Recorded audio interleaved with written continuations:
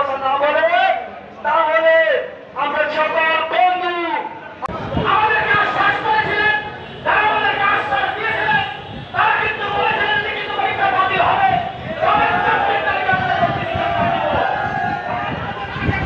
মুক্তি জানাচ্ছি, আপনাদের কাছে আবেদন জানাচ্ছি, আমাদের বুঝিয়ে আমাদেরকে ডিসি সরকার জানান, এই স্লোগান চলবে, আমাদের পরে কিন্তু এখানে লাশের পর লাশ হয়ে যাবে, আপনারা সেই লাশের উপর পা দিয়ে দিতে হবে।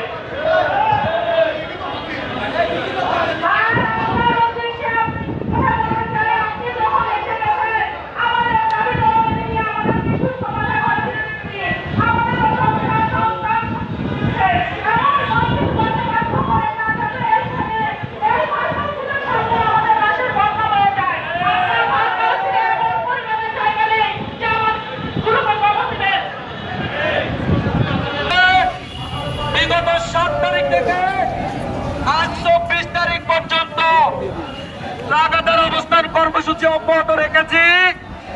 আপনারা জানেন বাংলাদেশ বার কাউন্সিল একটি স্বায়ত্তশাসিত প্রতিষ্ঠান, কিন্তু বাংলাদেশ বার কাউন্সিল নামে মাত্র স্বায়ত্তশাসিত প্রতিষ্ঠান।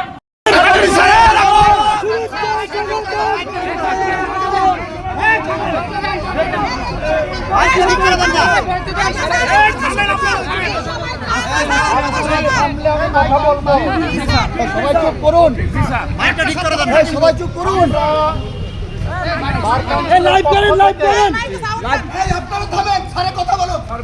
বার কাউন্সিলের পক্ষ থেকে আজকে সভায় আমরা অনুধাবন করেছি, পরীক্ষায় যে সেশন জট তৈরি হয়েছে, এই সেশন জট তৈরি হওয়াটা আমাদের কাম্য না।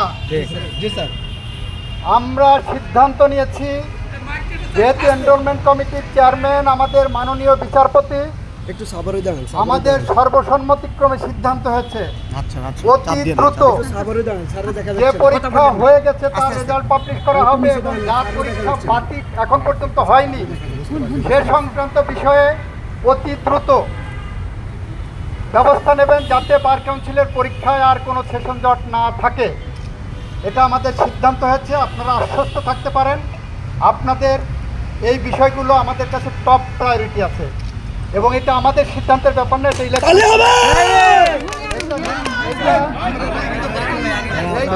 পরীক্ষা কমিটি দেখবে।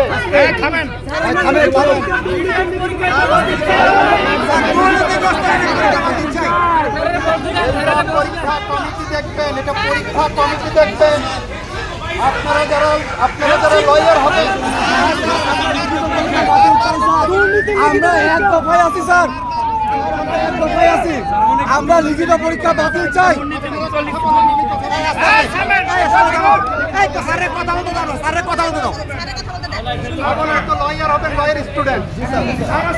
আপনারা জানেন যে পরীক্ষা সংক্রান্ত বিষয়ে বার কাউন্সিলের কোনো ক্ষমতা নাই, এটা দেখেন পরীক্ষা কমিটি, এনরোলমেন্ট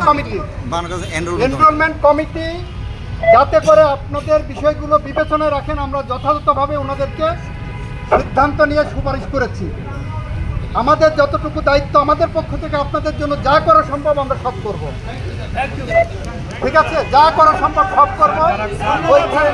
ধন্যবাদ।